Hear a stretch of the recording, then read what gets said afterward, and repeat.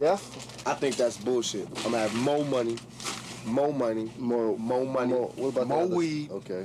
more rhymes, more platinum hits. And what about over there? More, in his coffin. more.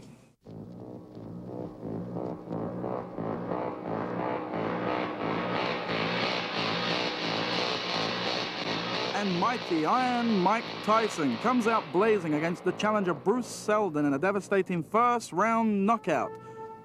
Backstage, Iron Mike is greeted by longtime fan Tupac Shakur, who also wrote Tyson's entrance song. I'm in this shit for the honor and the respect. That's why this shit feels so good. Truly believe that I've been blessed by God and that God walks with me.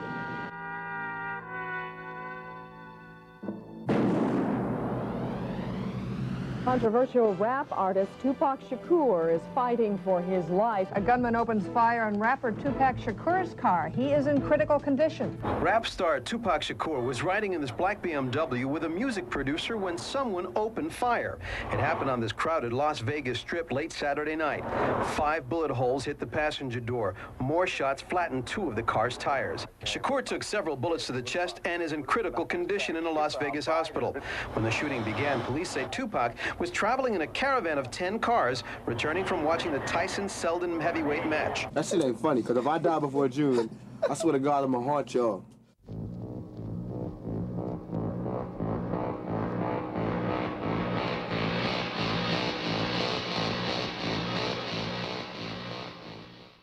Tupac wasn't born, he was sent to us. I mean, he got the greatest mother in the world, but he was actually sent to her, and she was good enough to let him come to us. And he gave himself to the world. Given name is Tupac Shakur. I'm from the Bronx. And then I went to high school in Baltimore and then moved to Oakland. He came into the world kind of like in chaos and mass confusion to begin with. You keep in mind, his mother was a former Black Panther. She was like part of the Panther 21 trial back in 1971. You know, she wasn't even sure of who this man's father was. Yeah, Panther 21. My mother was Fannie Shakur, father Matul Shakur, godfather Geronimo Pratt, auntie Asada Shakur. You know, I come from a long line of straight soldiers.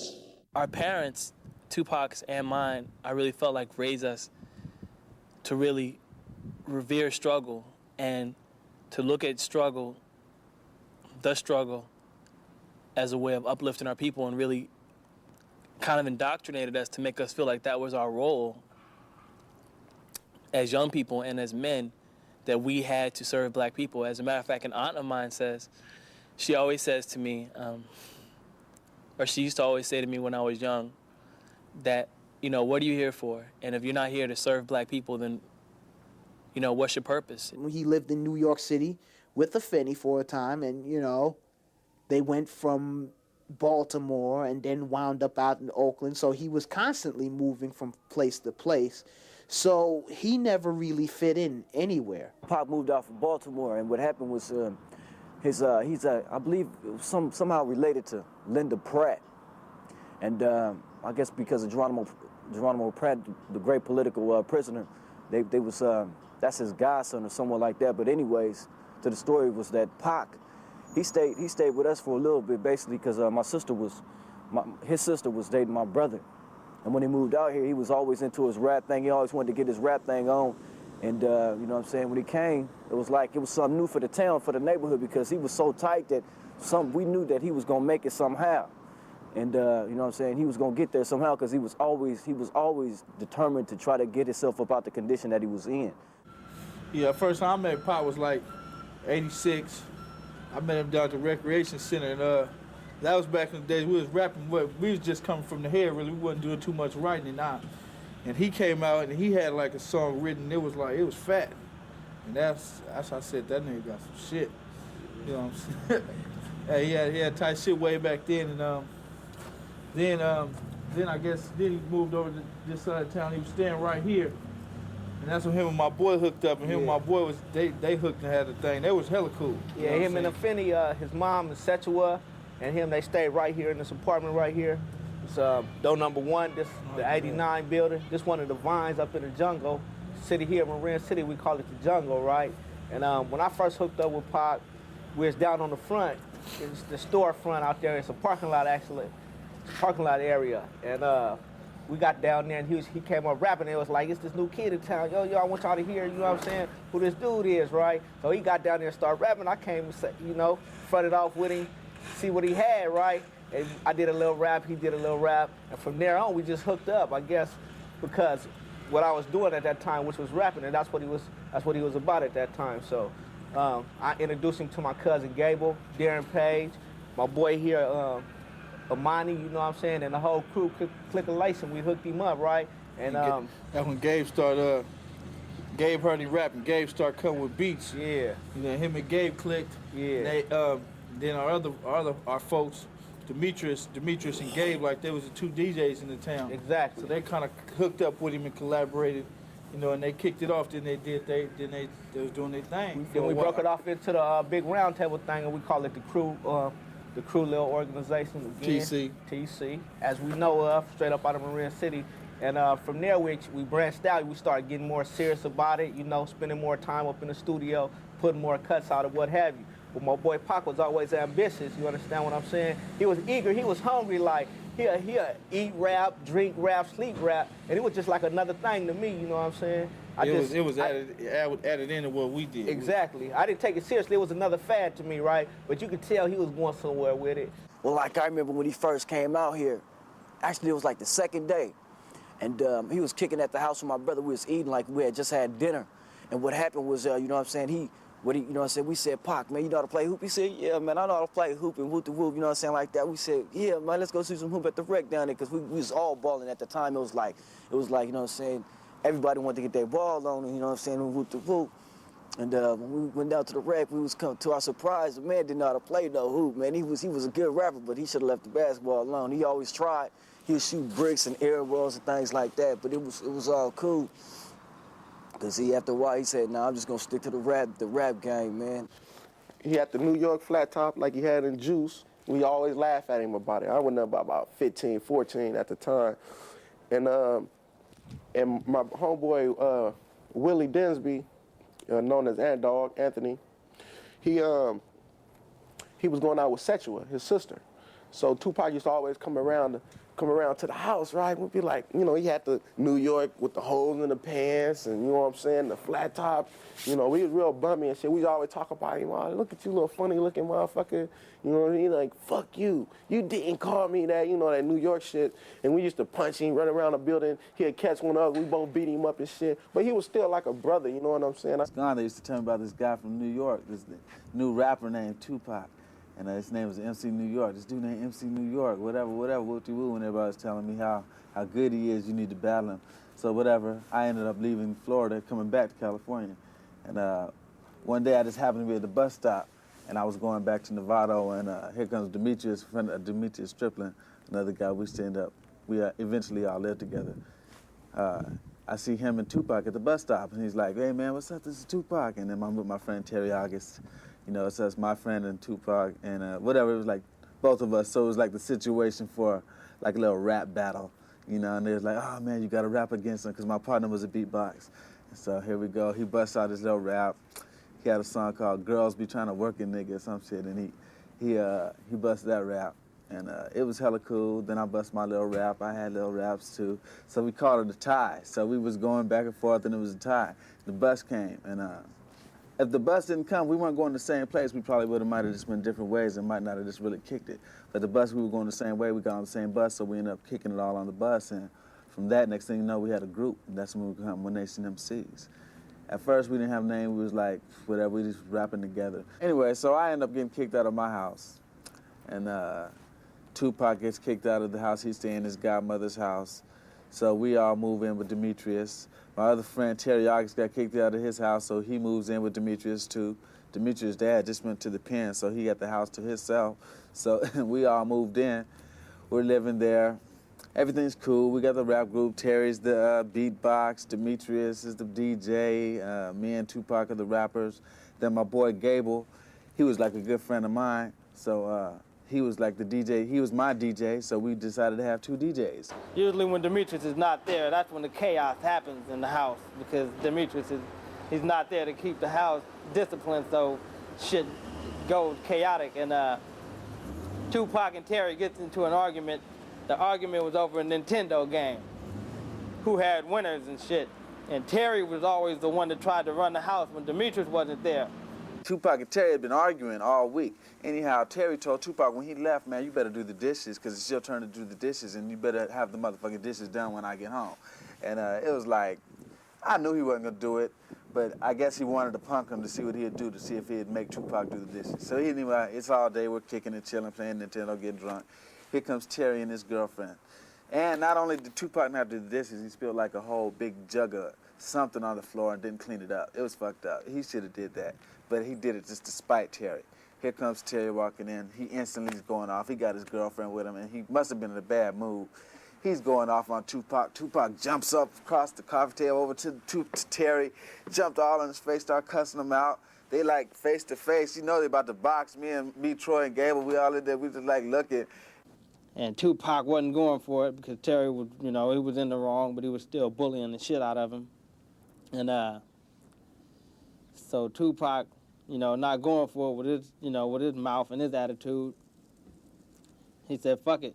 He ran up from about 10 feet away, coming with a wild right, and threw it and missed and hit the corner of the washing machine. Big washing machine, didn't budge. Well, it was cold. It had to hurt so bad. It just, bam, right on the corner. Whole knuckle was just instantly just swole up. He missed. We're like, oh, he missed. Terry scooped him up, dropped him, and kicked his ass. He didn't go to the hospital after hitting the washing machine, and he was a good actor, playing off the pain. We knew he was in pain. His hand swole up twice the size of his hand, and I knew he had to like shatter a knuckle or break a finger or something. But he never went to the doctor. It never healed right. And he was in pain for a long time, trying to play it off. That's probably where he got his acting skills. We had our little tour thing. We had a little tour we put together. We was going to L.A. to do a show for the New African Panthers. This was hella cool, because to us, this was like, fuck it, we're going to drive to L.A., from like the Bay to L.A., we're going to do this show for the Panthers in South Central L.A. We hyped. We didn't estimate the traffic and all that bullshit, so we got there like 6 hours late, and we kept stopping at payphones, calling them, telling them we'd be there in about an hour. Called them about 5 times saying that. And we finally got there 6 hours late. They waited. They wasn't upset with us, wasn't disappointed. We gave them a hell of a show, a hell of a show. We had a couple songs. We had Panther Power. They really liked that. That was like our little anthem song. Panther Power, Panther Power. We had One Nation MCs, and then we had a song called Fantasy. And so we did 3 songs for them. And they had a whole agenda for us for that night and the following day and all that. And then part of that agenda was a self-defense training class, and which included full combat and full contact combat. They taught us some cool stuff, I admit, but it was, it was kind of hard work, but they had you doing a lot of stuff. Them brothers know their shit. They can kick some ass. They was down with some deep black belts or whatever. Tupac learned a good move. He learned a move where if you get knocked down, you're on the ground on your back, to like crowd your back, put all your weight on your back, lean back, and keep one foot cocked back and one foot up, and just kick at the person and like just rotate around and just keep your eye on them. And they can't, unless they want to get kicked, they can't really do nothing. You can trip them up also if you know some moves like that. And Tupac learned that. And when the instructor called on Tupac to go to fight with somebody, to spar with somebody, the first thing he did before he even threw a blow was drop to the ground and get in that position so he couldn't get hit and he can keep the dude off of him. And it worked, he kicked the dude a couple times, dude couldn't get in, so he didn't lose, and it came in handy one time in Marin City.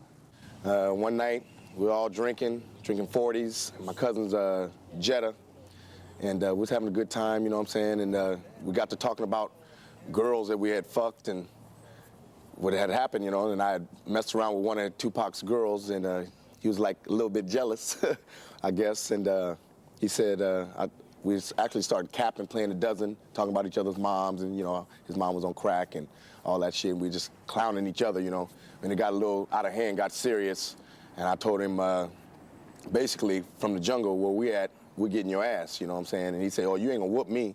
I said, basically, I bet I can. He said, bet you can't, so I induced him to get out of the car. He wouldn't get out of the car. He's talking shit, and I tell him, well, man, this is my cousin's car, man. You gonna get up about my cousin's car. And he wouldn't get out. Tupac, man, JJ, my friend, I don't gotta get out the car. No, you gotta get out my cousin's car. JJ, you my cousin, right? You gotta get out of his car, right? Some shit. I don't know what he's telling. He said, and Tupac, I don't gotta get out of nothing. As everybody knows, Tupac got a big mouth, you know what I'm saying? He'll keep on going and going. So I told him, look, man, looked at my cousin, I said, I'm about to put this dude out your car, you know what I'm saying? Do you got any complaints about that? He said, no. I said, well, Pac, you got to go. And he said, I'm not getting out shit, so I stole on him. We fighting in the car, you know, he's trying to kick me like a little woman. But we get out the car. Well, I get out the car. I'm trying to get him out the car. I'm reaching in the car, trying to unlock the door. He wouldn't unlock the door. Nigga bit me. yeah, he bit me. And, you know, I'm going to say he is my dog, though. Now, he bit me. I finally get him out the car. We square off. We kind of... That's what I must have got there, because that's when I came by. He was like this. He was just... Throwing sets? Yeah. Yeah, oh yeah, he did bite me though. We locked up, he bit me, I bit him right back. He tried to fight. He put his dupes up, but Troy could box, and Troy was just bam, just killing him, just sticking him. And Tupac ended up falling. He tried to sweep me, I grabbed his foot, put him on his back. I said, now I'm about to kick you in your face. And he did. No. Yeah, that self-defense move. Yeah, these niggas are just. Got on his back, and put that leg up. Yeah, they just rotated. He did that move. That you didn't go to LA. I didn't go to LA. He learned to move in LA. He had that leg up, circling around so you couldn't come in. I was trying to kick him in his face. Yeah. He got in the form, the little pose for it and everything. I was like, oh, he's doing the move. And he kicked his leg, and my partner just flipped up in the air, bam, and came down hella hard. It was cold, it was funny as hell. It was the funniest thing I ever saw. Shortly after that incident when he had to fight with my boy Troy, you know what I'm saying, he had fought for his stripes, I guess, so to speak, right there. He had earned his position, you know what I'm saying, established himself in Marin City. So then I took him up under my wing, you know what I'm saying, this crew organization that's out here in this jungle, California, right? And we got a lot of respect around this community and shit like that. Believe that. There's a few families here that got such amount of respect, you know what I'm saying? So after we took him up under the wing, it was like it wasn't nobody fucking with him no more, you know what I'm saying? It's like now you're going to have to fight me, Troy, Gable, and everybody. We meant that. You know what I'm saying? We meant that. So he kind of, that was like an initiation for him right there. And he loved us for that. Troy jumped him in, you know what I'm saying? He loved us for that. Oh, yes, he did. Yes, he did. We went he remembered us from that day on because of that, you know what I'm saying? We go to Santa Rosa and fight some niggas we don't even know for our boy. And he be the first one to just bomb on the motherfucker. Hell yeah. You know what I'm saying? After that day, I mean, we couldn't even beat him to the punch no more. Hell no, he knew that we was... reversed that shit around. He knew that we was no joke. He said, oh, I'm with these niggas. You know, these niggas like to throw things. Like, he loved to throw things. You ain't gonna lie. You catch him beating a motherfucker, you know, rarely. You understand what I'm saying? Police come, you hear sirens, we ready to break back to the car and shit. He want to cuss the police out. Police, fuck you, mother. Yeah, he hate the police. Hate the police. Let's start there. Hate the police. Severely hated these people. There was one time he was on the front. He was parked down there on the front. I was in my Cadillac, right? I'm sitting there looking out. I'm in the backseat of the car looking at him do this show. It's like he on stage making a motherfucking movie or something on the front. It's like 4 or 5 police surrounding him. He's like, you going off. I'm a star. Motherfucker, fuck you. Motherfucker, I'm a star. What you gonna do, punk? Now what? You know what I'm saying? Niggas used to try to tell him, calm down, man. You know what I'm saying? Because a lot of people down there was, you know, doing wrong. You know what I'm saying? Selling weed, doing everything, bang, bang, bang, whatever they're doing. We don't want the police over here. No. These people. He said, fuck them. Fuck you, fuck them. And he was just going off. I'm like, man, this man here is sick, man. Okay, well, I'm going to tell you a story about me and Pac, you know what I'm saying, doing a little freaking. Okay, now this was back in the day. This was like 87, 86, you know what I'm saying? We was up at this fool named Jerry Akbar's house, right? Now, at the time, he was grinding heavy, you know, having it his, you know what I'm saying, having it his way. So he asked us to watch his female while he went to go handle some business. So he got me and Pac sitting in the house, you know what I'm saying? We sitting up there rapping, kicking it, you know what I'm saying? His bride on Grimm's heavy. So she running in and out the room, in and out the room. Now, I didn't know she was like nasty like that, you know what I'm saying? But Pac seen it in her eye. He came at me and said, man, I think this is, you know what I'm saying? We might be able to toss her up. So what we do, you know what I'm saying? My boy Pac come with the grim shot. He like, okay, I got a little something, something. We gonna crush him down, roll him up, and offer it to her and see how she act about it, right? So before we even had the opportunity to finish setting up our plan, baby come out the room damn near naked, talking about what's up, right? Now I'm feeling kind of bad because this is Jerry's house. We in his house with his bitch, you know what I'm saying? Pac smiling, you know what I'm saying? But now I was feeling kind of bad. So we kind of like try to play it off, you know? It was like, well, you know, we don't know about this freaking you talking about. And baby was like, okay, well, shit, you know what I'm saying? If y'all don't want to fuck with it, you know what I'm saying? And then she leave out the room. My boy Pac come at me. Ice, what you doing? That's bad, man. What's up? You just gonna pass it up, you know what I'm saying? So he convinced me, talked me into doing it. So we end up going in the back, you know what I'm saying? Baby end up being like this monster queen, you know what I'm saying? She coming off, slobbing the nigga up, you know what I'm saying? Swinging the booty, everything. You know what I'm saying? Me and Pac do monster freaking. We all get dressed, get back ready. Jerry come in the house, we act like ain't nothing happened. You know what I'm saying? This the kickback spot. He never knew, but now you know. In actuality, Tupac was he was quite serious man too. There was one event where we was at the Travelodge Hotel around the corner. We was all up here parlaying in 79, the next building over from here, right? And we had a few 40s and we was drinking, smoking on some dozens and shit. And we asked this dude to take us to the hotel, right? So me, Brew, a few of the boys, we got together, and Pac, and went over to the hotel room. So we over there drinking, and the dude get ready to go. He jump up and say, well, I'm getting up out of here. Like he gonna leave us. Yeah, like he gonna just leave us there. And we looked at each other, you know, looked at him and said, well, partner, check this out. You can't go nowhere till we get ready. So partner tried to raise up out. Our bombs on him, you know what I'm saying? My partner Freeze bombs on him, and Pac just came up out of the blue, you know what I'm saying, like a mad Tasmanian devil or something, just wailing on the dude. Wham, wham, wham, you know what I'm saying? Kicked him all down the stairs, right? So we leave, we going back to the room. Pac just pacing the floor, he pumped up, you know what I'm saying, blowing damn near fire out his nose and shit. Dude is in his car by this time. Pac walk up to the window and just start blazing on it. Lock, lock, lock, lock. Hitting the window hella hard. I'm like, man, what are you doing, Pac? You know what I'm saying? Come on, it's over with. So the police ended up coming and all this type of shit. They put him in the back of the car, put me in one car, you know, find out who he was. But since dude wasn't there, they let us go. We get back to Marin City. This is in Mill Valley, shall I remind you. We get back to Marin City. This boy still got a temper up to here. He take a big-ass flower pot for no apparent reason and throw it to the back window of this apartment building over here. I'm like, man. When I knew him, didn't him to live that way, he would have died a long time ago. It's just like a dog. When you have a dog, you can fight the dog all the time. You can keep fighting the dog. But one time, if you fight that dog, you can break that dog's spirit. You know what I'm saying? And that's what I feel would have happened to him if he would have stayed in the jungle. Tupac, you know, he was in Marin City. He was going to school there. He was living in the ghetto, you know, selling drugs and everything. But he was also, you know, getting involved in these poetry readings, you know, that was run by a woman named Layla Steinberg, who was a part-time teacher at Bayside Elementary School, and she also used to promote shows. She'd promote shows there sometimes in Marin City and at other community neighborhoods, and she was working with a rapper named Ray Love, and Ray,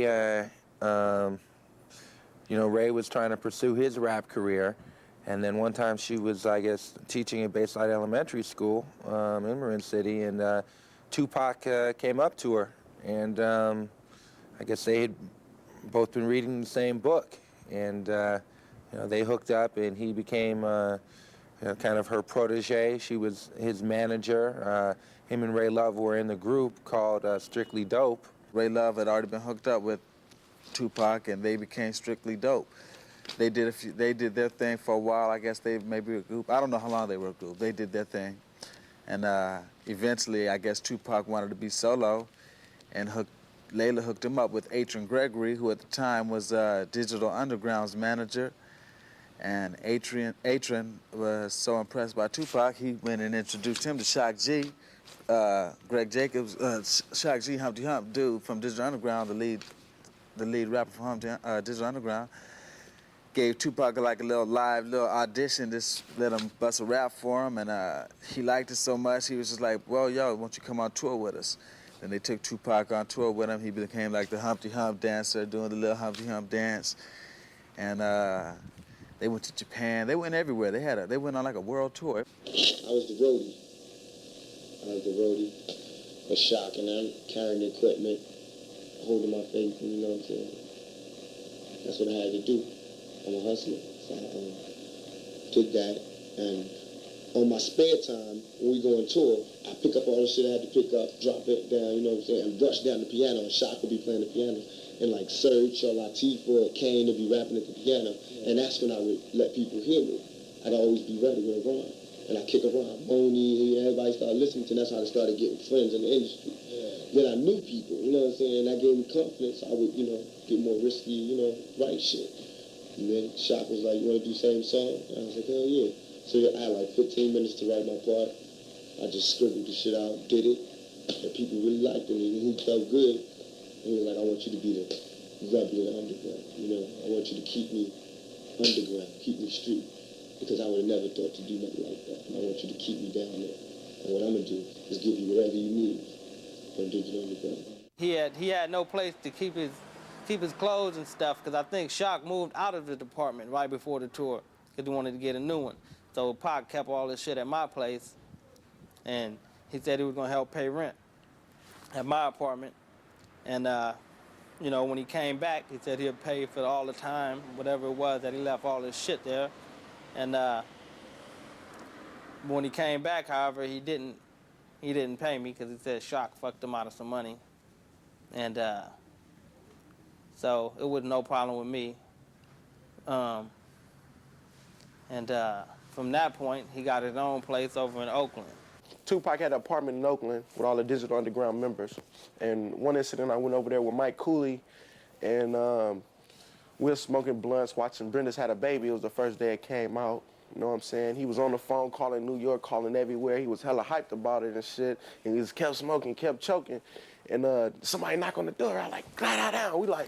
He like, damn, he get to pulling 12 gauges and Glocks up out of everywhere. Glocks up out the kitchen. You know what I'm saying? So it's like, I was like, damn, what the fuck going on? You know what I'm saying? And then he finally opened the door, right? Everybody in the whole room got a gun. I'm like, damn, this nigga paranoid, man. Why is he so paranoid like that? But he say he got robbed before, and he be damned if they rob him again. Me and Brewster rode over there, and he went to his house. He had an apartment in Oakland. He had an AK, a brand new AK. He had a brand new Glock 9 and a brand new video camera. So we playing some song, rapping on the video camera, playing with the guns and shit, and having a ball. And that was about the last time we really kicked it. Send a shout out to your boy Gable. Ryan D just had his baby. Yeah, Ryan D, congratulations on your baby. What's up, Gable? Congratulations. I know you named it Tupac up. Let's check out my messages. And eventually, you know, his stage appearances grew more and more.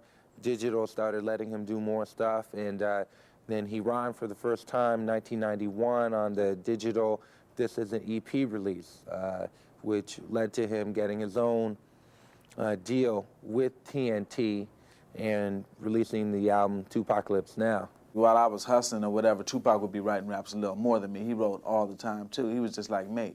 And I figured, you know, so we used to always say, man, you gotta write, you gotta write. And I remember he'd like come down, I'd be shooting dice, and I remember he'd come down with like songs like Brenda's Got a Baby, and he'd like, oh, dude, check this out, come here, man. I'm like, what's up? He'd show me like, I could see how he wrote it, you know, Brenda's Got a Baby. He said he'll start busting the rap, saying he had the chorus already worked out. He'd be like, Brenda's got a, you know, he's like, I'm gonna have the chick and the dude singing that with the, I'm like, okay, that's tight. All right, I got to go, you know. And next thing I know, he said, man, come to the studio, meet me at Starlight at 12. We go down there, here he is, woo-de-woo, hooking up songs, you know, just like he said, man. I'm like, that's tight. I remember when he first came out, had so much energy, and when I read interviews with him, even like his definition of niggas never, ignorant, getting goals accomplished, was so deep in the way he used to talk about, you know, black nationalism and black economic communalism and black cultural nationalism and struggle in his songs. Brenda's Got a Baby and Dear Mama. He has so much to give us. I mean, the cat was wealthy. And we are some real niggas! There you go, Pac. She interested. There you go, Pac. She said it's cool to talk to me. Don't you know you got a great pair of legs? Yeah, man. For her. For her. They talk like that here. For her. For her. when we talk like this. For her. Walking down the streets of New York, I got a 40, not a court. So listen to the thought. Back in the J-Town, I bet they didn't know that Tupac would come up and I'm never going down. And I won't sell my soul. I left wearing silver, came back sporting gold. Drake, no, I ain't fake, and I'll rape any trunk that tries to play me out, cause I know how to pump the funk. So either back up or get dumped, cause you know Tupac ain't no chump. My homies from the old block, they all down with Tupac, cause they know my rhymes rock. And they never really changed, cause I came back the same, still with the same name. Tupac, I drop any pump I pop. If you think you can rock, then get dropped. Here we go, I can flow, and I ain't through yet. I ain't frontin', but the blunt is going out, don't sweat. A biker, a Chinese. We don't have the light, but I got the fucking thread. Stop, let me walk by. I'm in New York, watch me walk high. Anybody wants to front, they could get hit like a motherfucking blunt. And you don't stop. I had heard his material previously, but it didn't strike me as gangster-oriented. It was kind of like gangster, but it was kind of like a revolutionary gangster. And to interview him, he struck me as just somebody that, you know, you kicked it with on the corner, man. He was like one of the boys. He was really like one of the boys, and I came away very impressed. He was very cordial to me. You could see the anger in him, but at the same time, he was a very introspective young man, and we had a very intellectual-based interview, which lasted like for more than an hour. And I came away very impressed with him, because it wasn't like some rappers, they just want to get into it for the money. He actually had a plan, a plan of action. It was to make money, but at the same time, he really wanted to sincerely perform for the people. To me, it's just like this. Just the industry. To me, I put everything on the street level, and commercialized rapping is like having sex for the record company. That's like letting them pimp you. So it's cool if you letting them pimp you and you getting the money. You're reaping the rewards of the commercial success. You know what I'm saying? If that's what you want to do, cool. But then come out with some hits too. Come out with some hip hop. If that's what you got to do to bring the bacon home, I can't blame you. Drop that shit. But on the flip side, you better have some old lottie-dottie shit. You know what I'm saying? And instead of that, they letting groups. I won't say anything, but you know what I'm saying? Factory. They just, you know what I'm saying? They just putting out song after song, making like a fucking this is rap. This is a rap, because just because his words are rhyming, that's not rapping. It's a trip, because I remember when he was recording the album, his style, the way it changed, the way he's been growing in his style, or developing, which is what you're gonna do, especially when you're young and you get older. You get tighter as you get older. He back then he was rapping more all mellow. All his songs was mellow. I mean, he had songs like Brenda's Got a Baby, Words of Wisdom, and When My Homies Call. Part-Time Mother, all his songs were mellow and cool, kind of like pop, trying to, damn near like I'm trying to make everybody happy. But he had a couple hardcore songs, not really hardcore like gangster shit, just cussing at the world, but just kind of hard on his level. That was the Tupac that we was used to kick it with. That was, before he started. This is right when he was filming Juice, but he hadn't let the Bishop thing get to his rap style yet. And that's what happened with Strictly for My Niggas, when he decided to be, hardcore, because now here he is, having done this movie. Now he's a movie star and a rap star. And the star he played in the movie was the person that people in your audience or whatever thought was kind of, damn, Bishop was cold, Bishop was crazy, So now, Tupac, you was Bishop, what's up, Bishop? Now he's hard now. And so he had to go with that role now all of a sudden, and even though that wasn't really him. Tupac's, I wouldn't say daily, it's more like minutely ritual. Yo, I got to have a blunt every minute, and if I see another bitch, I swear I'll be up in it like the one we saw down there. The Puerto Rican, she wasn't speaking, but I saw that ass, and I swear to God, I was tweaking. I just had to have some, just like a piece of gum, maybe bubble yum. I want to chew it, do it, screw it, and leave it alone, cause yo, you know how I bone. Sweet black pussy. And when Pac came through, he fucking with us because we always kept good unity, and we had 15, 16 motherfuckers in the house all the time. You know what I'm saying? And that's where me and my boy, we came up with this idea for a group called Two from the Crew. Yeah. So our thing is TC, the Crew. Some of them songs we did. Yeah, we did Lifestyles of the Poor and Lifestyles Homeless. of the Poor and Homeless. Let's Get It On. Yep. Get Up for Girls. All that old shit. Yeah, this is back in '86. Then our theme song was The Thug Life. Yeah.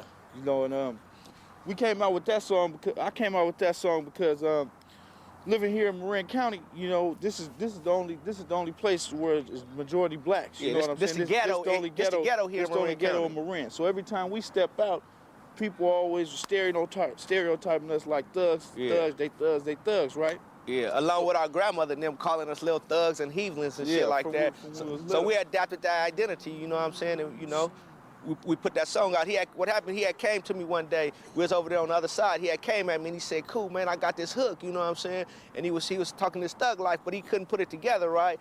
And I played with it for a while, you know what I'm saying? And then I started singing something. He was saying thug life, and I say, shut up, bitch. And then, you know what I'm saying, we started putting it together, and we came up with this little concept, you know, the thug life. And Pac liked that shit hell of a lot. You know, when he came out here, out of all our songs, that was the one he had key on. He'd say, swing that to me again, you know what I'm saying? Why don't you throw that shit at me again? Yeah, that was like the song every time people see me and my boy together, because we, you know, it was Dickie Dang and the Player Shari. That's right. You know, they'll see us and they'll want us to sing that song. Yeah. And they liked us singing that song because they could feel, what I'm saying, we was coming real with it. You know what I'm saying? Especially in the parties, you could see the impact it had because when we up there on mics and shit, when we on the mic and thing like that, and we singing that "Shut Up, Bitch" slogan, the whole party, "Shut up, bitch," you know what I'm saying? And it's song like that, you know? Yeah. Like adapted to that because he liked the unity we had with each other because, you know what I'm saying, it's like if you fuck with one, you got to fuck with everybody. That's you know what I'm saying? And he loved that unity. He always wanted to be a part of something. Yeah. That's why people say he liked the West Coast more because it was a lot of love. Thug Life, originally, it was him and Stretch Walker, who is from New York. And Stretch was connected with a lot of people on the East Coast, such as Notorious B.I.G. And the whole Thug Life idea was that, you know, these people would be like united ghetto soldiers. They'd be able to walk into any hood, anywhere. I say thugs, I mean like niggas who don't have anything. That, you know, they dress like the killers and the thugs because we all come from the same thing, but they don't have nothing, but they got that talent, they got that spark, they got that certain something, whatever it is that can get them out. Those are thugs now. That's the redefinition of it. And it was really Tupac, this guy from Inglewood named Big Psych, who was involved in the hardcore underground scene there, Tupac's brother, Mo Preem, and two other guys, Macadocious and Rated R. And they were Thug Life, and they eventually released an album called Thug Life Volume 1, I think in late '93, early '94. And that album did go gold, but I guess it got held up for up to a year because the record company decided that the first product that they came out with was too, how do you say, too underground, too hardcore. I never thought I was necessarily the best rapper, the best nothing. I think I'm the realest nigga out there. I do think that. I think I own that. If I could patent being real, I think I own that. Because I think being real is just being true. Is the camera on? Yep. Check this out, G. I'm Tupac. I'm with Dizzy. That's mine. I have my money, I want my tape, and I want it now. What do you want? I want my tape off this nigga. You can't sell my shit. I want that. That's me, Tupac. That's my shit. Take the money out of my pocket, money. Now I want my shit. I want my tape now. Or I'm gonna fuck your whole stand-up. You understand what I'm saying? You don't understand? That's my tape. That's me. That's my group. Now, you're taking money from me. You're selling my tape, but you're not paying me for my record. You understand that? Now, you have to take my tapes down. Now, if you don't take my tapes down immediately, I'm going to take your tapes down. You take the whole set down? I'm going to do like that. On the floor. Or the bar. Like, you know what I'm saying? Because you're not taking it down. You're still talking. You're taking my shit down. Hey, take the tape Come on, man. I'm serious. Hey, take the tape off. And then you have police to take this out, but not. I have the right to do it. But you take it to police. No, I don't have to take it to the police. You don't have you can take it to the police. I'll drop this shit down. Don't drop this shit. Drop this shit. You got my tape. Tell me shit. I throw your watch. He selling my tapes. He's stealing from me. You understand That's the that? musician of That's that me. tape, man. How That's you my gonna tape. take this music and sell it? No, he didn't pay for it. We didn't get paid. You get paid off my sweat. You can't say shit. Mind your business. You mind your business. You don't have nothing to do with it. You ain't got shit to do with this. Pay attention. Fix your watch stand. You understand? Now, partner, if I see my tape up there again, by the word of God, I swear, I'm dropping your shit to the concrete. That's mine. You're robbing. I'm not playing. I'm going to watch a movie. When I finish, I'm coming back. If my shit is out here, I'm dropping it. And if he says something, I'm dropping his watches. I'm serious. Fuck around. Fuck around. You been right with me. Okay, you come in with me. I swear to God, I'm not playing. Okay, I know you're not playing. I know you're not playing. None of my tape. None of my tape. Where'd you go underground shit?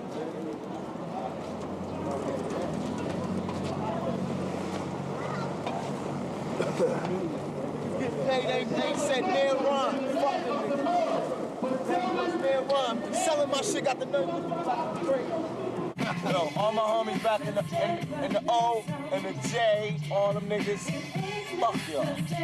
Cause y'all ain't here right now, so fuck all y'all. Nah, what's up tomorrow? Dang, all them niggas. I don't know what's up. What's up? Who is it? Who is it? What's it? I want some eggs. What I want? Some eggs and sausage. I'm starving. Oh my. Tracy, baby. What's happening, baby? Talking about morning. No, man. See how you do me? See? Cloud. Tell them niggas it up now. You tell them. Fuck off. Say it again. Cloud. I got cloud. Watch this. Watch this. Can I get some orange juice too? Egg, sausage, and orange juice? Yes, thank you. Once you get here, go get as soon as possible. Get 3 orange juices. 3, because you know me. Thank you, baby. Thank you, baby. See? 3 out of 10. Tupac had a charisma. He had a special charisma. There was something special about him. You saw it in some of his records. You saw it more. Saw it a little bit more in his movies. You know, he had that glow. He had that charisma. There was nobody else that looked like him. I mean, he had the eyebrows. He had the cheekbones. He was like, you know, handsome. You know, sometimes when you see him sitting there introspective, you know, if you're a woman, you know, you wanted to go over there and ask him, well, Pac, what's wrong? What can I do for you, baby? You know, he had that special glow about him that attracted you to him right away. This is why I do the doo-doo at, look, at the film. Ain't nothing changed, ain't nothing changed. For all my niggas back home, I want you to know I'm not changing. I'm still real. I'm still that same nigga, a blunt. I'm still real jerk. Don't be so hard on your moms, man. She ain't doing all that shit. I'm gonna show her this, man. I love you. Say that little skinny motherfucker. I love you, baby. Wait, who's the Mac, though, Tupac? He ain't the Mac. I'm the motherfucking That's the Mac. I'm the motherfucking Mac tonight. Well, show me who's the Mac. Huh? He said you ain't got shit on him. He said he ain't having it. In the moon. He the Mac on the moon. About the moon, bitch. He get all the bitches on the moon. He said he ain't having it, though.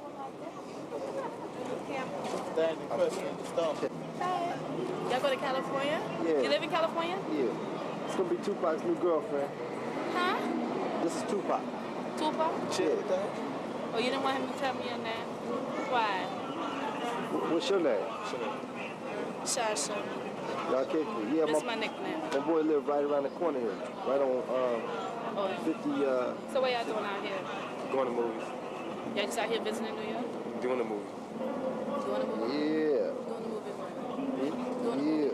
Okay. So y'all doing a movie out here? What kind of movie? Action adventure. What's it, action? Action and Y'all adventure. lying. Yeah, like I'm down for some action and adventure. Don't my niggas look like we down for some action and some adventure? Seriously, what y'all doing out here? Y'all just out here visiting. And we movie. And movie. Nah, I think it's my job. Doing a movie. See, I'm not from here. I'm from DC, but I got to finish school. I finish school next year.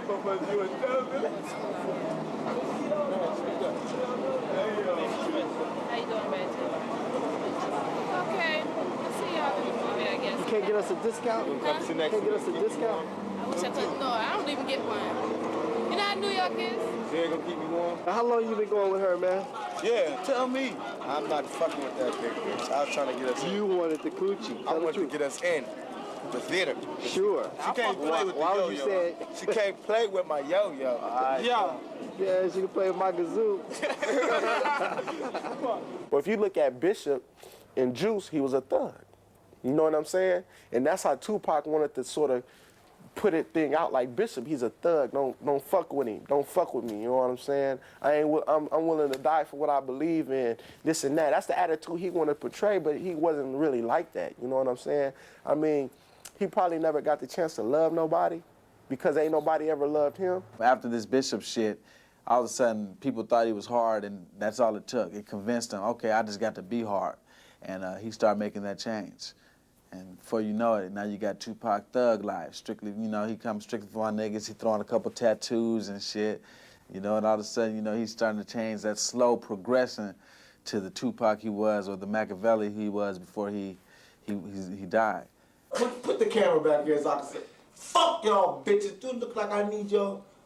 Y'all don't suck my motherfucking ass. Fuck them bitches. Them young disease-carrying hoes, all them young white broads. How you know they got diseases, man? Because they been passing them shits around like they was papers. You caught some? Never. Because I don't fuck with them bitches.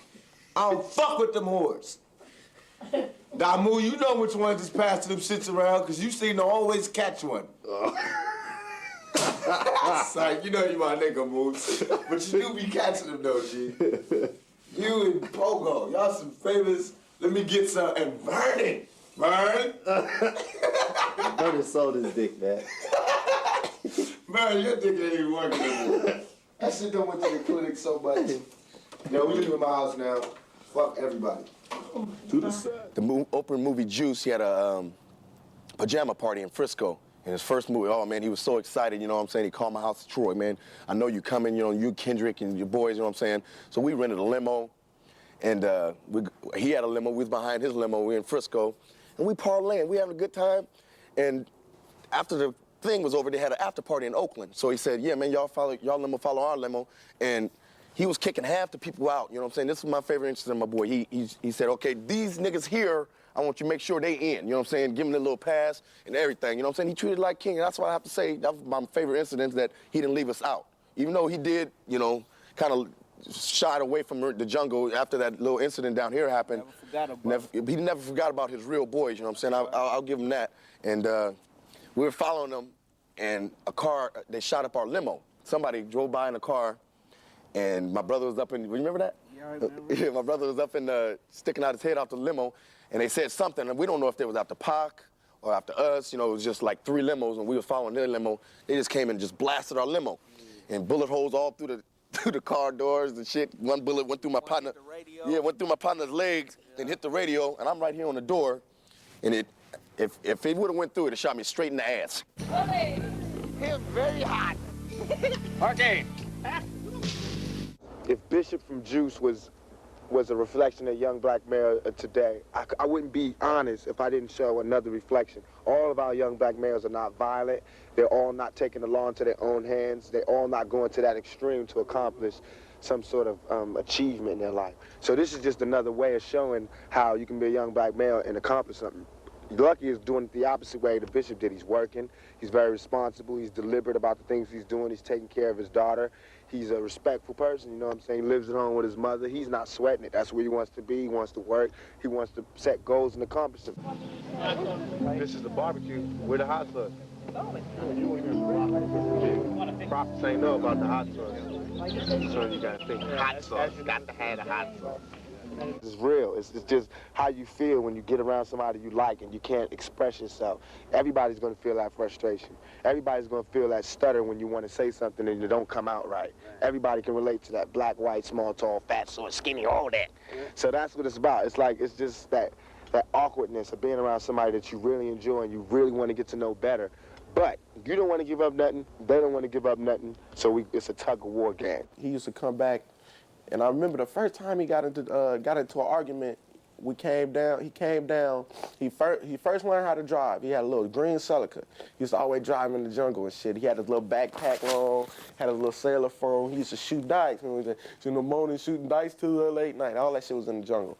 So he's shooting dice and shit. He'll win or lose a little bit of money. And then he'd come back, kick and smoke weed, and he'd play some of the songs he'd been making, you know what I'm saying, to get vibes or whatever. I guess he was coming to town to get away.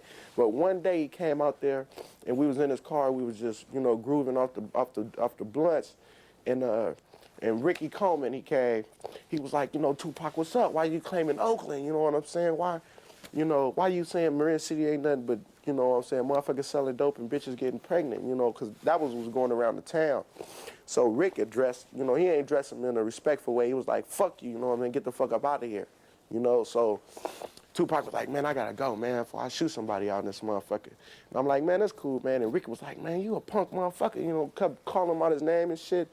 And Pac was like, I gotta go. He always received love from us because we all had love for him, you know what I'm saying? It wasn't like when he made it, it was like that it was bad vibes for all of us, but it was like, you know what I'm saying, it was one brother that made it. We just expected a little bit like from him to help us out, his other fellow rappers. The complaint was over negative comments Tupac made concerning the residents of Marin. The conflict came to a head at the annual Marin City Festival, which Tupac attended as a guest. The end result was a 6-year-old child being fatally shot. A few weeks before the incident took place, me and Tupac was backstage in the Richmond Auditorium here. He was performing there that night. And it was me, my brother Charles Jr., and my cousin Brian Tyne. So as we got to talking and shit, we brought up the festival because it was time for the festival to come around. And we had told Pac the festival was going to take place, you know. Maybe he ought to come over and, you know, holler at us or something like that. So we left there and headed on back to Marin City. Then a few weeks, when the festival came about, he came. He was actually there. The girl Layla, she had came up to me and she said, are you still cool with Tupac? I'm like, yeah, that's my dog. We still cool, ain't no problem. Because there was some type of controversy. He had supposed to said something about the people here in Marin City. So so she said it was cool. You know, I told her it was cool. And at that time, 5150 was on the stage, you know, and they had just got off the stage. And my brother Charles Jr. came and said, you know Pac here, don't you? You know what I'm saying? Let's go holler at Pac. I was like, okay, in a minute. I was with my kids, and we enjoying the show and shit. So I walk over there, and Pac with Man and a few bodyguards and shit like that, Maurice Harding. And I walk up to him, and I'm like, man, what's happening? How you doing, Pac? He like, what's up? Where you been, boy? I've been looking for you all over the place. So we get to talking and shit. We cutting it up, you know, trying to establish the next time we're going to meet or something like that, right? And this guy walked over, and he like, man, what's up? And he was walking up on Pac like he was ready to hit him, right? And Man stepped up in front of him like, man, you know what I'm saying? What's up? You got a problem with something? You know, like, you know, bodyguarding Pac and shit like that. I'm like, nah, ain't no problem. Dude say it ain't no problem. So he walk off, right? And Demetrius come over, you know, and he's like, man, you know you're not supposed to be around here, you know. And he fired on Pac. Boom. He hit him, and then all kind of commotion start jumping off. You know, like when it's a fight, everybody come to, you know, see what's going on. And when that commotion jumped off, it was a backpack that was handed around. You know, these little kids that came with Pac, it was about 6 little kids, you know, and they had a little backpack, and that's where the gun came out of. So they got the gun out the pack and shit like that. Some people say Pac got the gun, but I never seen the gun in Pac's hand. I seen it in Maurice's hand. So Maurice was over here at this time. When the commotion broke off, somehow he had ended up over here. And it's like people running around frantic and shit like that, you know. No, at first they looking at the fighting incident. So when Maurice got the gun, that's when people went into a panic. And he cocked the gun, and he tried to shoot, the gun jammed. And he cocked it again. I'm looking at him the whole time. He cocked it again, tried to shoot, nothing happened. Then like on his third time cocking it, he shot, and boom, that was it. Everybody started screaming and yelling and running. And I turned around and I ran and dove. After the shots was fired and shit, you know, when I didn't hear no more shots, I raised my head up, you know what I'm saying, to see what was going on. And then it was people already in pursuit of him. You know, they was already chasing him and Harding, and the little kids had went a different way. You understand what I'm saying? And it was Harding and Tupac that ran the same way. So what they did, they ran here and they jumped over this fence. You know, even at that time, Pac being my friend, I had to make a decision, you know what I'm saying? I mean, somebody shot, you know what I'm saying? He's shooting around, and all my family down here, my kids and shit. I'm like, you know, I felt like, you know, fucking him up or something. So I grabbed a big ass rock and I ran behind Michael Gibson and Harding, right? I'm finna just hit the car, break the window or something so we can, so he wreck or something so we can get in that ass or something, right? But when I went over there and I got over the fence, Michael Gibson was already there. And he in the car, he just putting them on, Pop. He just throwing, you know what I'm saying? He just putting them on you, right? While the police and everybody is around. I'm like, well, goddamn, I don't got to do shit. There it is, you know what I'm saying? So I step back and somehow Pop get him out of the car. And I think Maurice is driving at this time. It's like people trying to just turn the whole fucking car over and shit like that. He was in a Cherokee, actually a Cherokee Jeep. So they're gonna just run people over, you know what I'm saying, getting the fuck up out of there. He continued up this street right here, you know. You got about 200 mad motherfuckers, you know, running behind him. He wasn't driving fast or nothing like that. I think he wanted to turn into the police station right there. But for some reason, he stopped like about right here for some reason and just stopped. But I think he got out because the police presence was known. But at the same time, you got 250 motherfuckers mad. They already destroying the truck. They hitting the truck with bottles and bricks. I mean, you should see that car after they finished with it. They fucked the car up so bad. But let's see. When I came around, the police were standing with their shotguns. They was trying to, you know, people to calm down and shit like that. They was hitting Pac so hard with rocks and bottles that he climbed up under the front end of the police car. He was literally up on the ground up under the car. You understand what I'm saying? And the police couldn't do nothing to stop it from happening. So they finally was able to calm people down and disperse people, you know, as more police units came and shit like that. They was finally able to get the crowd calmed down. So they took him, and instead of taking him to the substation right here, they took him around to Sausalito, to the substation of Sausalito, which was a probably smart decision because you'd have had 1,000 people out there, you know, not gonna wait until Tupac came out, you know, wouldn't have been able to get him out of there, and that's pretty much was it. Although not directly involved, the Marin City shooting was first in a long line of troubles that Tupac faced. As his fame grew, so did his legal troubles all across the country. Charges ranging from assault to the shooting of 2 off-duty police officers splashed across headlines, making Tupac Shakur the most famous rapper in America. But his most serious charge was one of rape, an accusation that Tupac always denied. It was on the night of November the 30th, 1994, when Tupac and his entourage went for a recording session at the Quad Studio in New York, when 2 gunmen opened fire and shot him a total of 5 times.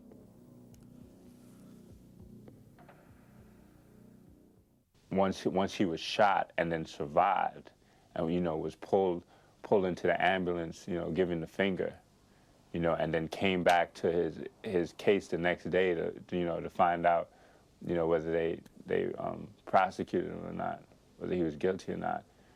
I mean, that was it. You know, legend was made.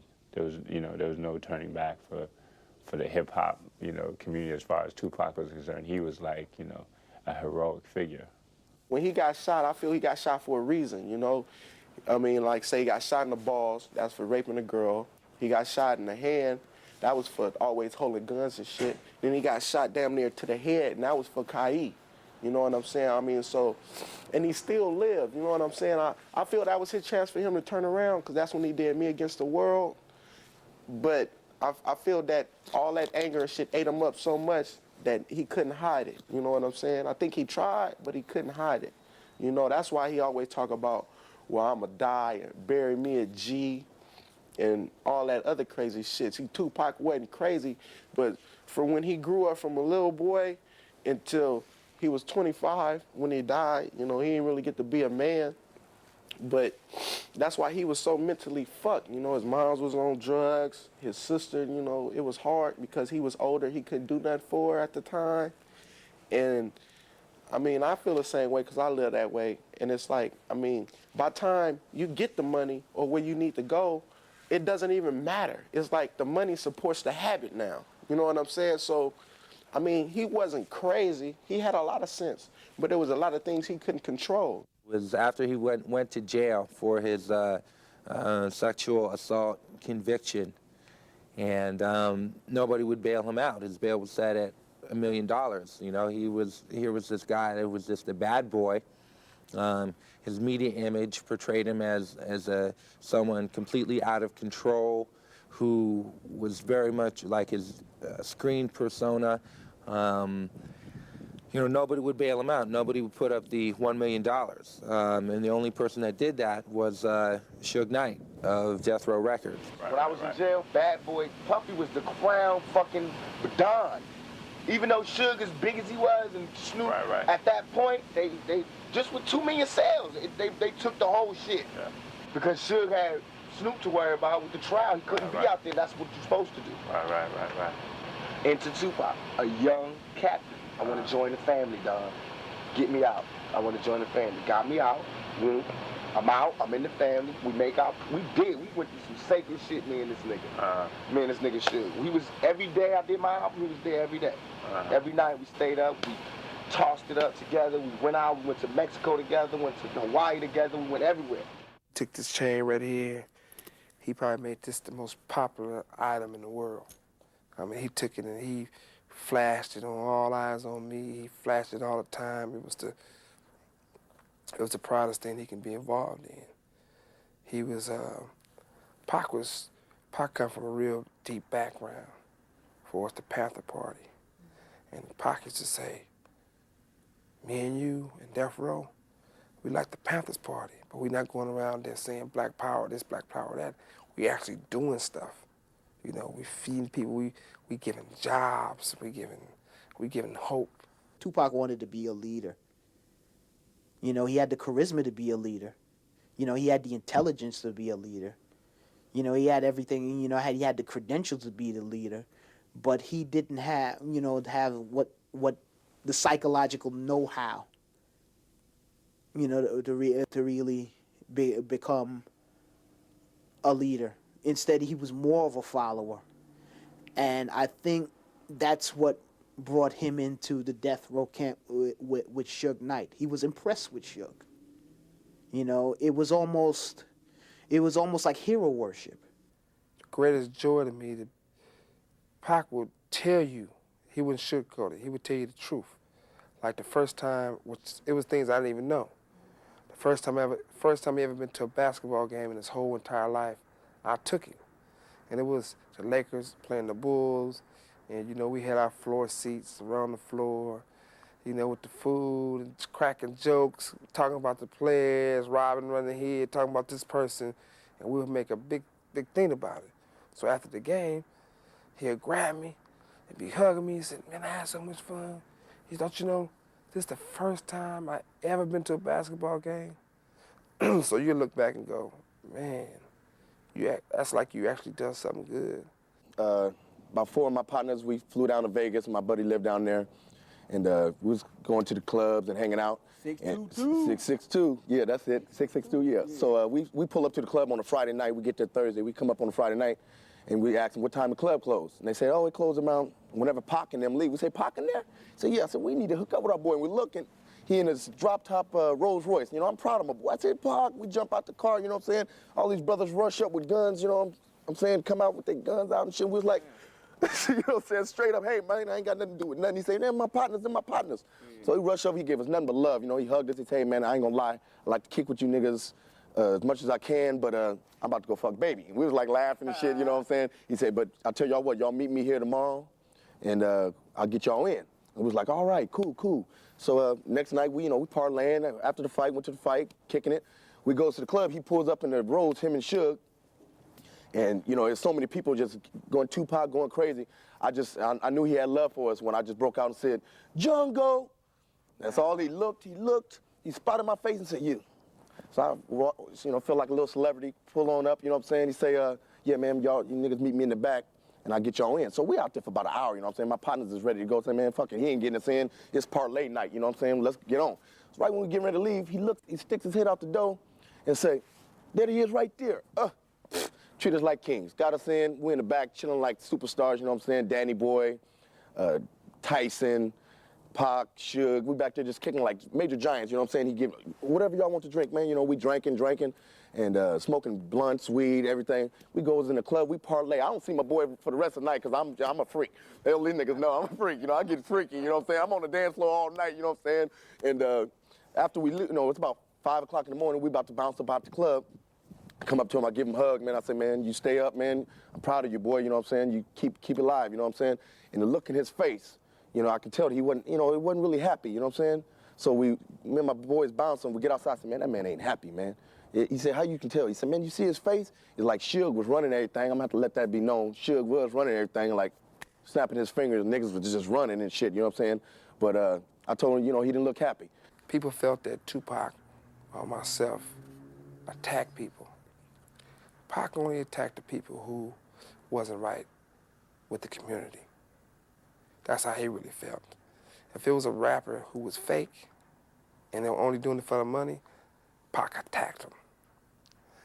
If it was a rapper that messed with guys and go both ways, Pac didn't feel that was good. Because Pac felt he was real serious about the music. So if you're a producer or you rap, and regardless if you're married or not, and you got a boyfriend that works for you, a real boyfriend who used to be a dancer, Pac studied all the facts. Pac was real smart. So before he say something, he'd go and do his homework. He'd say, okay, this guy right here, they say he gay, he go both ways. I'm not gonna put it out there on him yet, but I'm gonna do my research, and if it's true, the world should know.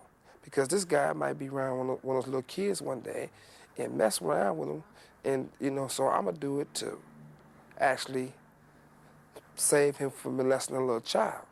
That's why Pac attacked certain rappers and said they gay. Suge is the boss. He the boss of Death Row. Suge is the Don. You understand? But I'm the underboss. I'm the capo. That is my job. For the protection of all of Death Row, to do what's best for the all of Death Row. And Snoop, to do what's best for all of Death Row. My decisions wasn't based on I'm coming to Death Row taking shit over. My decision was based on Dre not being there, for Snoop doing his trial. Right. And this was all for real shit. You understand? And that he wasn't producing shit. Other niggas was producing the beats, like on my album. Other niggas was doing the beats, and Dre was getting the credit. And I gotta go on MTV and be like, yeah, he did this, he did that. No, he ain't do it. He is a dope producer, but he ain't worked in years. And I got tired of that. I didn't think we needed that. I think we didn't need that. And he was owning the company too, and he chilling. He owning the company, he chilling in his house, sucking dick, eating pussy. I'm out here in the streets, you know what I mean? Whooping niggas' ass, starting wars and shit, putting it down, dropping albums, doing my shit. And this nigga taking 3 years to do one song. I couldn't have that. But it was not my decision. It was Suge's decision. Suge the one that was coming to me, because I was soft on it. Like, well, fuck it, we just keep it in the dark. But the biggest battle Tupac waged was against his former friend and rapper Notorious B.I.G., or known as Biggie, which added fuel to the East versus West Coast rivalry. I possess his soul, his and Puppy. They know that I was the truest nigga involved with Biggie's success. I was the biggest help. I was the truest nigga. I don't write his rhymes, but he know how much he borrowed from me. He know how I used to stop my shows and let him touch the show. Let him blow up and do his whole show in the middle of my show. How I used to buy him shit and give him shit and never ask for it back. How I used to share. How I used to share my experiences in the game and my lessons and my rules and my knowledge on the game with him. You know what I mean? He owed me more. He owed me more than to turn his head and act like he didn't know niggas was about to blow my fucking head off. He knew. And then, if that's cool, if he disappeared, be a fucking mouse. Be a mouse. If you are a mouse, be a mouse. But for me to know, like, 3 weeks ago this happened, and then 3 weeks later your album's coming out, and you are fucking Don in your album. But you don't know who shot me in your fucking hometown. This nigga's from your neighborhood, and I gotta find out by myself, and I don't even call myself a Don, I'm just a capo. From the west side, and I'm on the east side in jail, and I know who touched me, and I know everything that happened. That's power. And he didn't know, so he was faking. And I was mad about that. And then I'm out of jail, and I couldn't believe that everybody was treating Biggie like the biggest fucking star in the world. Right. I couldn't believe that people was buying into the player image. And I wanted to bring back that reality. You know what I mean? Just like, nobody can never be confused and think I'm fucking Mike Tyson and I'm a heavyweight champion. I'm a little nigga. That's why it's so raw to watch me just battle lions, because I'm a little skinny nigga battling niggas 3 times my size. But Biggie is not a player. He's never been. He's never had bitches until he got some fucking money. That's a trick. That's not a player. It's not a popper.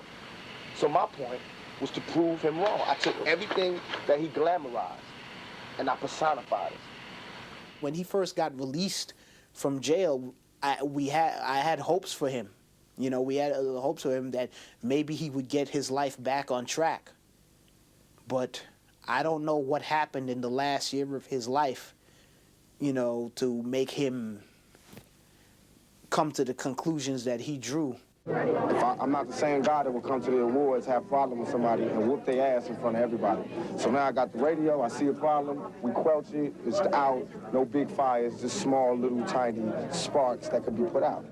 People were starting to say it's an East Coast, West Coast rivalry because it was people that's trying to make money. It was true people trying to make careers. It was people trying to get famous. It was people hustling other people out of money on the East Coast. You don't have no team, you need us. We from the East Coast, pay us X amount of dollars for protection. And some of these idiots was doing it. For us, how we looked at it is, we looked at it as we representing the West Coast, but we representing the ghetto. Tupac had a conversation with me, and he said, how do you feel I should be in the future? What you like to see from me? And if anything I told him, he would have followed it. Chain of command. That's how we was. I said, I want to see you have a record label. I'll just distribute it for you. You can have your own label, because I don't want you to be 35 years old, Pac rapping. He said, well, cool. The talent got to parlay into something, so that's what I'm doing. I'm tired of sucking and jiving. This Machiavelli album is my proof of that. I'm not predicting what it's going to sell. I'm not predicting none of that, but I guarantee it's going to shake the world. You know, it was just as if he didn't really care anymore, and he bought into a lot of the stereotypes that the hip-hop community has embraced. It was just incredible to just listen to him. It was the same time, it was frightening, it was funny, and it was also very sad, because that could have been any one of us. Had he been corrupt, it made you ask questions. Was he corrupted by his fame? You know, was he taking bad advice? Or when he threw in with Death Row, you know, was that like his own personal death wish? Tupac done the album. He called me and said, look, come to my house right now. It's about 3 in the morning. I go over his house. I smoking my cigar. He's smoking his cigarettes. He said, look, I want the album cover to be me on the cross. Because I feel I've been being crucified. I'm here to be crucified like Jesus. He said, I'm not clowning the religion or nothing, but that's what I feel. And I told him, you know, as usual, I'll handle it for you. So I called Whiskey and he and our art department, and they done it. And Machiavelli is like, he feel better about that album than he do All Eyes on Me. He said, because, you know, I'm speaking so real. I'm coming all the way from my gut to my heart, out through my mouth, telling the people how I feel. Then I got an album called One Nation. That's for everybody that's shooting darts at me, player hating, you know what I mean, behind this East Coast, West Coast shit. My plan was always to unify, you know what I mean? It was only to, it's like a military coup. When the CIA, they don't just go to the country and start, you know what I mean? They got to get the niggas that run it out of here. So that's what we doing. They gone now. Now we got One Nation with Greg Nice, Buckshot, Smith & Wesson, Melly Mel, Scorpio, The Loonies, Snoop, Corrupt, Daz, me, Scarface, Cocaine, Bone Thugs, Spice One, all of them on my shit. One Nation. And it's just about the hip-hop nation, all the real niggas that I recognize in the game. And it's hip-hop nation, and everybody's rapping like we one group. And it's gonna be more than one. The first one's coming out on my shit, Machiavelli, and the next, Duck Down, gonna put it out on the East Coast. One Nation Volume 2. How we met, how we came together to work on the One Nation was kind of like a spiritual vibe, like a meeting of the minds. Like when you hear Tech and Still talk about I shine, you shine, and we speak about The Shining, and if you've seen the movie The Shining, dealing with a type of mental telepathy or inner knowing and just calling out to that knowing. And it's kind of like he called out specifically to us, and just speaking to him over the phone, and it was like we knew each other. We never hung out before, so we knew each other. So everything was spiritual, and when we met, it was all love. So like 5, yo, what's up, nigga? Yo, I seen you before, type of thing. You know what I'm saying? Heckin' Tupac come down the stairs with a blunt early in the morning. Drew High and Buckshot is playing with the water guns. And like, it's funny to me to see Pac pick up a water gun and play. You know what I'm saying? He's playing with him, Buck, Tech, Drew. They running around his big house, his pool, and they're playing with water guns.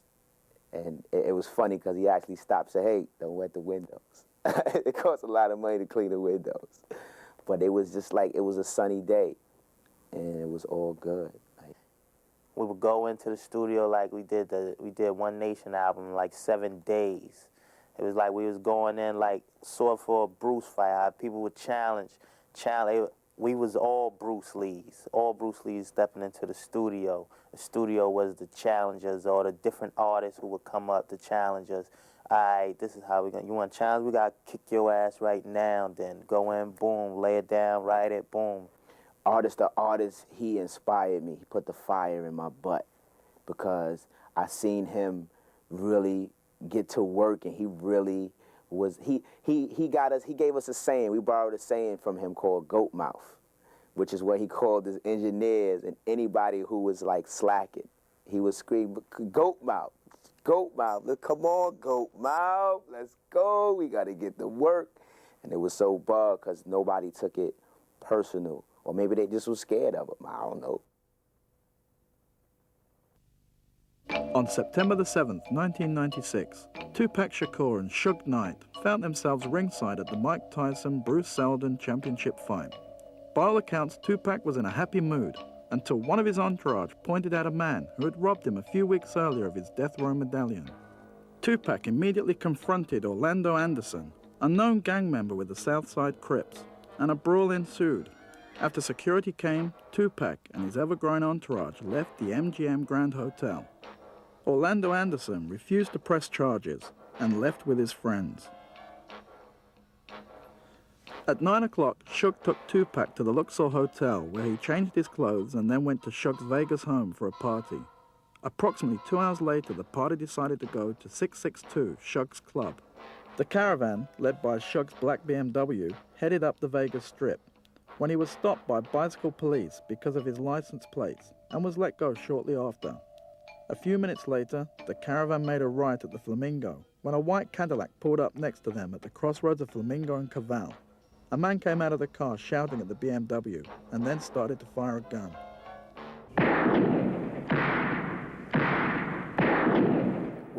When I heard the shots being fired,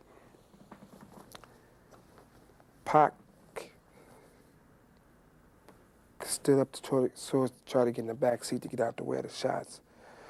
That's how he got shot in his hip, which hit one of the bones, the doctor said, and traveled to hit his lung. When he stood up, I grabbed him and said, get down, and covered him.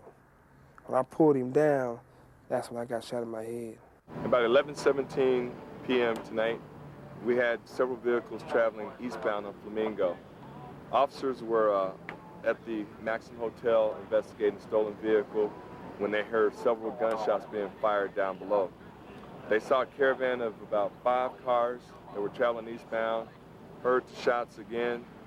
Approximately 12 to 13 shots were fired. The officers saw the black BMW followed by a black BMW station wagon and 3 other cars make a U-turn on Flamingo near the Maxim Hotel. They made a U-turn, proceeded westbound, coming onto Las Vegas Boulevard where they were driving very erratically. They radioed that they heard the gunfire and saw these vehicles traveling in such an erratic fashion. Other officers who were working the strip area were able to get the vehicles stopped here. As you see, the black BMW was traveling on the rims on the right side. Once they got here, they found that the passenger in the black BMW had been shot 4 times, and the driver appeared to be hit with a fragment in the head area. I got a deep slash with a bullet grazed the back of my neck, which if it went another inch, it'd hit my spine and paralyzed me all the way down. But for the incident, Pac saved my life also. Reason why I say he saved my life because the average person gets shot in the head, the first thing you think is, damn, I'm about to die. You know, a headshot is different. And there was blood coming everywhere. And my concern was him. I said, you hit? He said, I'm hitting. So I said, I'm gonna get you to a hospital right now. So I'm driving like a madman, trying to, get help to help him. And the first thing he said, laughingly, jokingly, loudly, is, I need a hospital? You the one shot in the head. Don't you think you need a hospital? His car was riddled with bullets Saturday night in Las Vegas. Tonight, rapper Tupac Shakur is in critical condition. We started getting a lot of phone calls, people were saying that he got shot. People were saying that, they saw it on the news, and a lot of people were calling us to find out what happened, and we didn't know. Rapper Tupac Shakur remains in very critical condition tonight after being shot in an ambush in Las Vegas over the weekend. Shakur's right lung was removed after he was shot 4 times in the chest. I went to the hospital to kind of find out what was going on. He was still, struggling for life, and they had just heard that he had opened his eyes. So, people were kind of hopeful that, he would make it through it. And plus, everyone thought that Tupac was so strong because of the prior shooting. He was kind of seen as like this hip-hop Lazarus. Coming up next on the 10 o'clock news, his lyrics, his life reflected a gangster lifestyle. Tonight, Bay Area rapper Tupac Shakur is dead of gunshot wounds. Controversial rap star Tupac Shakur dies of gunshot wounds from a drive-by shooting. Tupac's mother was the first one to say, when you have a memorial, I don't want nobody to wear black. I'm wearing white. Tupac has gone to a better place. He's free now. There's nothing nobody can do nothing to him. And I sat back and I thought, I was like, yeah. Can't nobody arrest him. Can't nobody try to put him down. Can't nobody fire shots at him. Can't nobody hurt him no more. He's in heaven in a better place. He was the good, the bad. He is the good. He is the bad. Represented the living, the dead. Represented the ones who walked on the street, the ones that walked behind the gates. Represented the mothers, the children. So nature, Tupac is nature. He's an Einstein, man. He's a fucking great guy. At the end, he was like getting ready to check out of here, but you could see that, somewhere along the line you kind of had that feeling he was going to die according to his preaching. He seemed to have taken up power and weapons and, this posse lifestyle as his deity. I mean, Tupac, he went from one extreme to the other. There was really no middle ground with him. And at the time of his death, he was like, 24, 25 years old? But it was age without maturity, knowledge without wisdom. I mean, order turning to chaos. And Tupac Shakur should stand as a living testament in the hip-hop nation as the pinnacle of greatness achieved, but at the same time, the frailties of human weakness and tragedy. A lot of people have called him a martyr. I don't know if that's exactly true.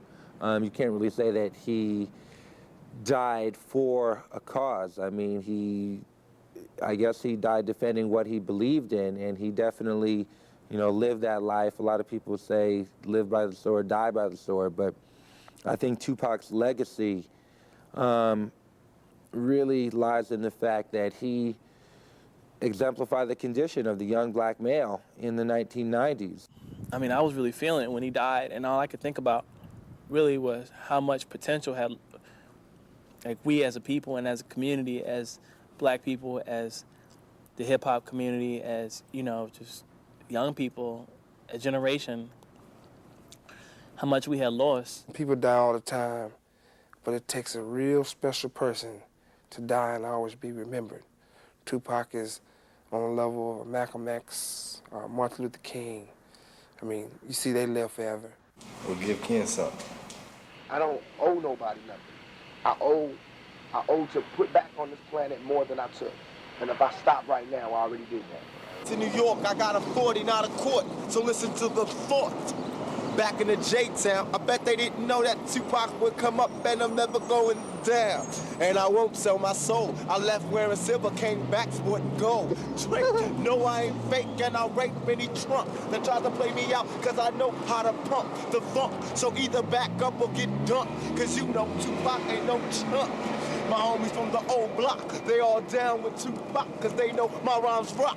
And they never really changed, cause I came back the same, still with the same name. Tupac, I drop any pump I pop. If you think you can rock, then get dropped. Here we go, I can flow, and I ain't through yet. I ain't frontin', but the blunt is going out, don't sweat. I'm in New York, watch me hawk high. Anybody wants to front, they could get hit like a motherfucking blunt. And you don't stop.